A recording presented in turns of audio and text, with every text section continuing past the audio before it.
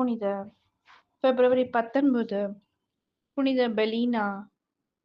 இறப்பு கிபி 1153 பிப்ரவரி 19. இவர் பிரான்சில் உள்ள ட்ராய்ஸ் என்ற இடத்தில் பிறந்தவர்.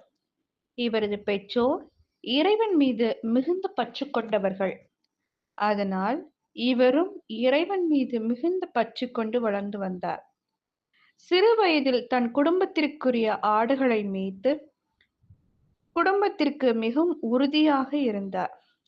ஒரு நாள் இவரது பகுதியில் நிலக்கிழாராக இருந்த பேட்டன் என்பவன் இவர் ஆடு மேய்த்து கொண்டிருக்கும் போது இவரிடம் வந்து தன் இச்சையை தீர்த்து கொள்ள முயன்றான்.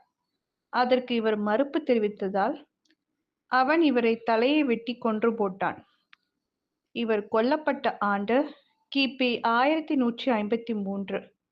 இவருக்கு 1203ஆம் ஆண்டு திருத்தந்தை 3ஆம் இன்னசென்ட் அவர்களால் புனிதர் பட்டம் கொடுக்கப்பட்டது.